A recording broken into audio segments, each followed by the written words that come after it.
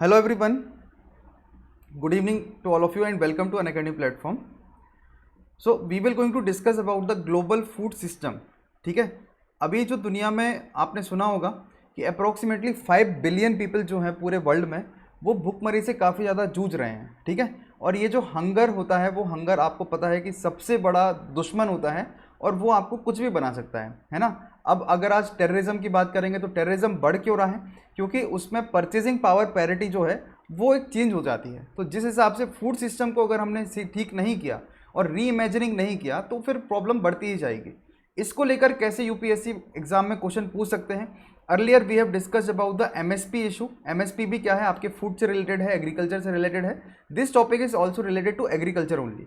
सो इसमें क्वेश्चन की फॉर्मेशन कैसा होता है तो देखिए यहाँ पर लिखा हुआ है कि इंडिया का लॉन्ग जर्नी रहा है chronic food shortage to surplus food producer offer several interesting lessons for other developing countries in the world. मतलब हमने यहाँ पर तारीफ की है. क्या किया है यहाँ पर? हमने एक तरीके से तारीफ किया है कि भारत की एक जर्नी रही है कि एक टाइम समय ऐसा था कि हम भूखमरी से जूझ रहे थे जब देश आज़ाद हुआ था, और एक समय ऐसा भी आ गया था जब हमें यूएसए से मदद मांगनी पड़ी थी regarding the wheat we can say import, और उसमें इंदिरा गांधी ने काफ़ी वो किया और फिर इसके बाद ग्रीन रेवोल्यूशन शुरू हुआ और आज हमारा जो देश है उसमें फूड शॉर्टेज नहीं है, फूड सरप्लस हो गया है. इतना ज़्यादा हो गया है कि जो हमारे फार्मर जो अपना एफसीआई है, फूड कॉर्पोरेशन ऑफ इंडिया, उसमें स्टॉक्स पे भरे गए हैं. मतलब कि वो इतना ज़्यादा है कि अब वो ख़राब होने लगे हैं. तो ये क्या एक जर्नी रही है भारत की, उसको हमें डिस्कस करना है और उससे दुनिया कैसे सीख सकती है. मतलब दूसरे देश, आज अगर हम अफ्रीकन कंट्रीज़ की बात करेंगे तो वो इस तरीके से कैसे अपने आप से प्रेरणा ले सकते हैं.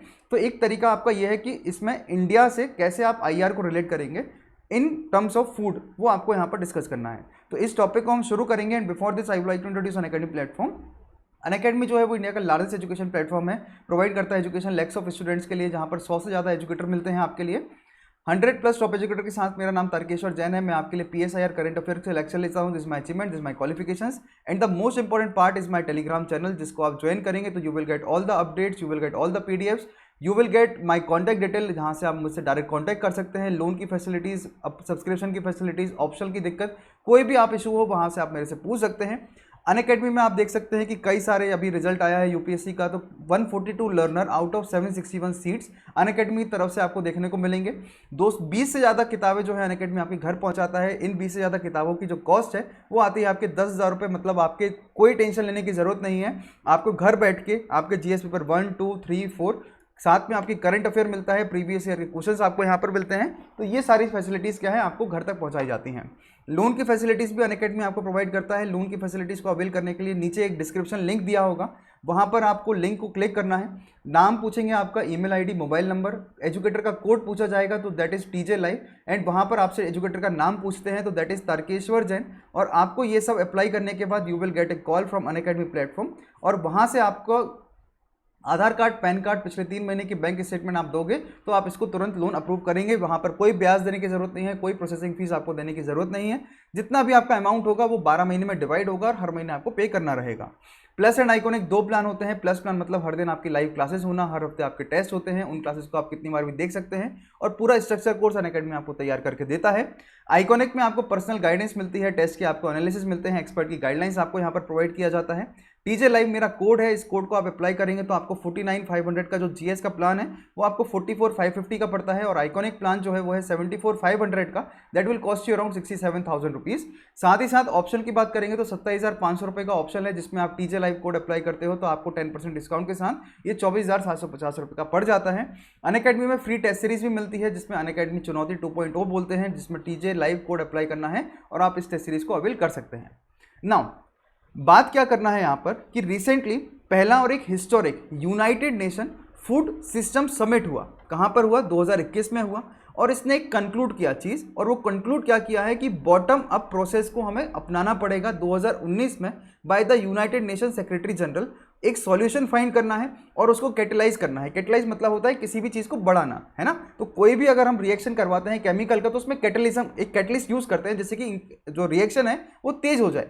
तो यूनाइटेड नेशन सेक्रेटरी जनरल यहाँ पर एक सॉल्यूशन फाइंड करना चाहते हैं और वो कैटेलाइज मोमेंटम को करके वर्ल्ड का जो प्रोड्यूस है, कंज्यूम्स है फूड को लेकर, उसकी जो हंगर है मतलब कि भूखमरी है उसको मिटा सकते हैं. तो United nation food summit system, United nation food summit system ये 2021 में करवाया गया है और उसमें इनका अचीवमेंट क्या था या फिर गोल क्या था, सस्टेनेबल डेवलपमेंट गोल को पूरा करना है। और सस्टेनेबल डेवलपमेंट गोल की अगर हम बात करेंगे तो गोल नंबर कौन सा है, वो है 11वां नंबर। मतलब टोटल सस्टेनेबल डेवलपमेंट गोल है वो है 70, जिसमें से 11th सस्टेनेबल डेवलपमेंट गोल उसको हमें 2030 तक किसी भी हालत में हासिल करना है। तो इस कॉन्टेक्स्ट में जो डेवलपिंग कंट्रीज़ हैं वो लर्न करना होगा इंडिया के फूड सिक्योरिटी से। मतलब कि जो भारत की आज इतनी अच्छी हालत हुई है खाने के मामले में, देखो भारत कई मामले में आगे बढ़ा है ना। 70 साल इंडिया ने झक नहीं मारी है। लोग बोलते हैं कि डेमोक्रेसी नहीं है, आज ये नहीं है वो नहीं है, मगर एक जर्नी में आप देखोगे तो इंडिया को एक खाना मिल गया। देखो कुछ रोटी कपड़ा और मकान होता है ना, तो रोटी हमारे देश में आज पर्याप्त है, बस उस रोटी को कमाना आना चाहिए। सरकार आज आपके घर तक रोटी को पहुंचाने की कोशिश करती है। अब रोड मॉडल हम कैसे दूसरे देश को बन सकते हैं, तो पहला तरीका क्या है, learn from India's tryst with food insecurity. मतलब कि long journey from chronic food shortage to surplus food producer, ये ऑफर करते हैं कई सारे इंटरेस्टिंग लेसन दूसरे डेवलपिंग कंट्रीज जैसे कि एशिया के लिए, अफ्रीका के लिए, लैटिन अमेरिका के लिए। In the area of land reform आज देखोगे तो हमारे देश में काफ़ी अच्छा होता है। इंस्टीट्यूशन को इंफ्रास्ट्रक्चर प्रोवाइड करना हो, पब्लिक के लिए इन्वेस्टमेंट प्रोवाइड करना हो, इसके साथ साथ पब्लिक का सपोर्ट यानी कि रेड टेपिज्म मोदी जी के आने के बाद कम हुआ। वी कैन नॉट से कि खत्म हो गया, बट हाँ रेड टेपिज्म खत्म हुआ है, कम हुआ है। दूसरा इसमें हम कह सकते हैं इंडिया में अच्छा क्या हुआ है, तो डाइवर्सिफिकेशन हो गया है एग्रीकल्चर का। एक पीरियड देखेंगे अगर अपन 1991 से 2015, 1991 मतलब एलपीजी रिफॉर्म हुए थे, लिबरलाइजेशन, प्राइवेटाइजेशन, ग्लोबलाइजेशन। उस पीरियड से 2015 के पीरियड को अगर अपन कंपेयर करेंगे तो डाइवर्सिफिकेशन हो गया है एग्रीकल्चर का फील्ड क्रॉप में, and bought greater focus on the horticulture. Horticulture मतलब जहां फल सब्जी मिलती है। डेयरी सेक्टर यानी कि दूध हो गया, पोल्ट्री फार्म हो गया, एनिमल हस्बेंड्री हो गया, फिशरी सेक्टर। पहले क्या था, चावल गेहूं दाल यही हमारे देश में कल्टीवेशन होता था। इंडिगो हुआ तो इंडिगो में एक कैश क्रॉप बना और उसका काफ़ी ज़्यादा विरोध हुआ। फिर कॉटन आया, कॉटन के साथ शुगर केन आया। अभी हमारा देश जो है वो थोड़ा सा चेंज हो रहा है। चेंज किस तरफ हो रहा है, तो horticulture, dairy, animal husbandry, fishery sector, ये सारे सेक्टर क्या है यहाँ पर आज के टाइम में काफ़ी ज़्यादा बढ़ रहे हैं। Learning and pass element of nutritional health, इससे क्या है, न्यूट्रिशनल हेल्थ अच्छी होगी, फूड सेफ्टी मिलेगा, स्टैंडर्ड मिलेगा, sustainable deployment of space technology, ये सारी चीज़ें हमारे देश में क्या है, एग्रीकल्चर को मदद पहुंचाती हैं।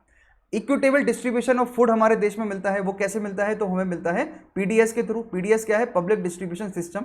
इसमें एक और टर्म है वो है टीपीडीएस, मतलब टारगेटेड पीडीएस। एक होता है mid day meal, mid day meal के थ्रू भी काफ़ी अच्छे से हमारे यहाँ के जो बच्चे हैं उनका जो पोषण है वो उनको प्रॉपर तरीके से मिलता रहता है। ये चीज़ें दूसरे देश को प्रेरणा बनती ही बनती हैं, क्योंकि इंडिया इक्विटेड इन food national food security act आने के बाद काफ़ी अच्छे से काम कर रहा है। 2013 में नेशनल फूड सिक्योरिटी एक्ट आया था, जिसमें हमने टीपीडीएस की बात की, मिड डे मील की बात करी है, इंटीग्रेटेड चाइल्ड डेवलपमेंट स्कीम भी हमने शुरू किया है।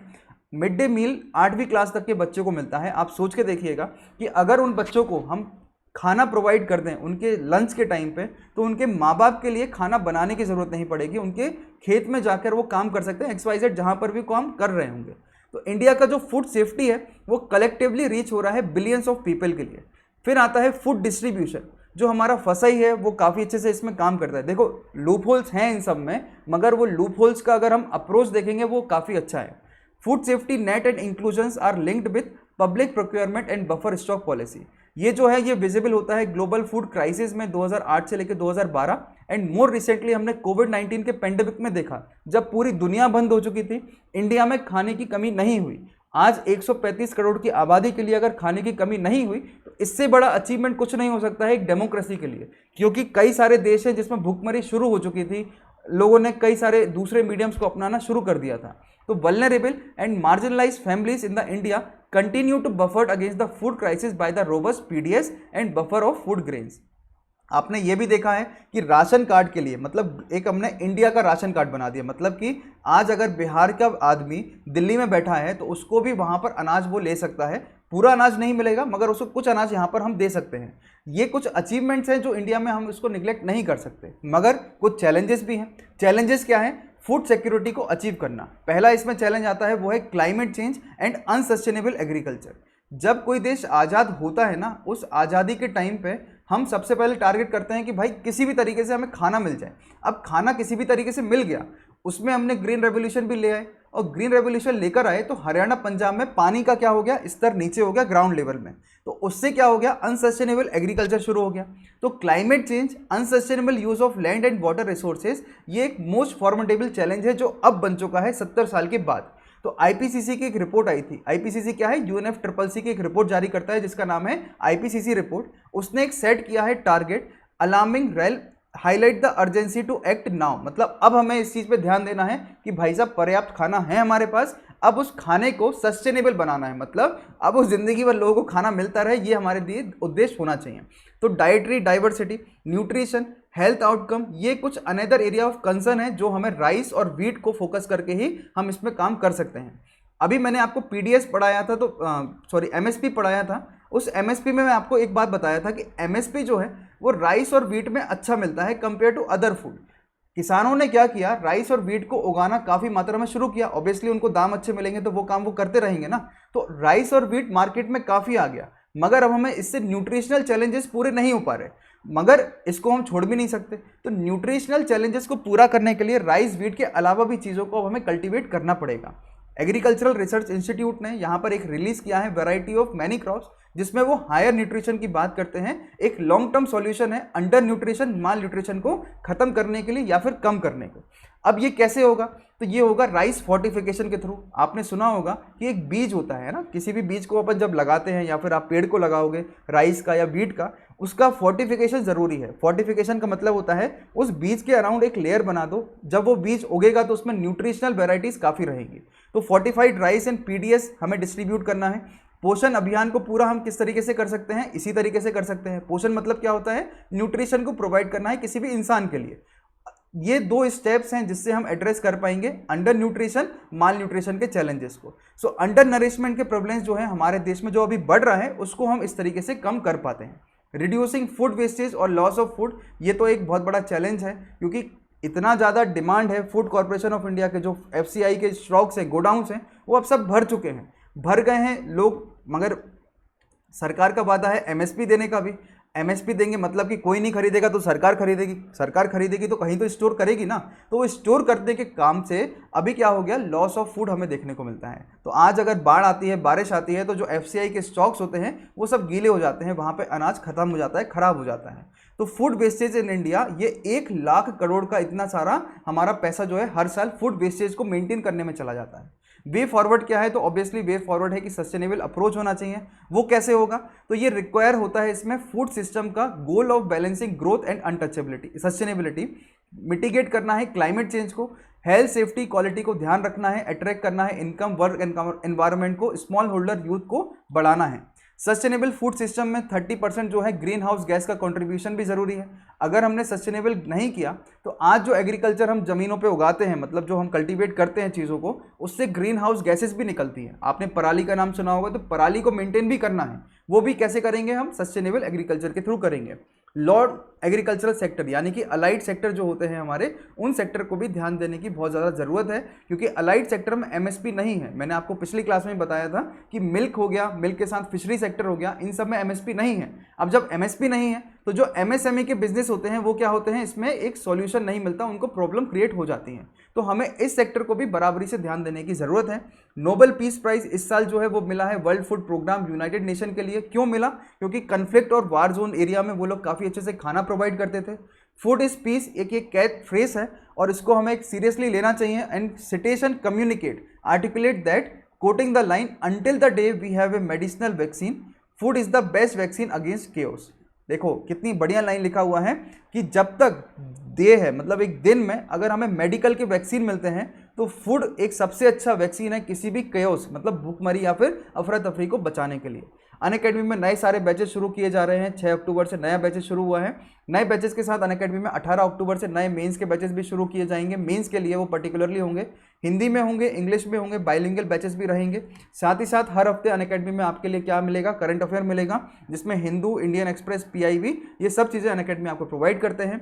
टीजे लाइव आपको यहाँ पर कोड अप्लाई करना है जो आपके लिए 10% डिस्काउंट प्रोवाइड करते हैं। तारकेश्वर जैन PSI और मेरा टेलीग्राम चैनल है।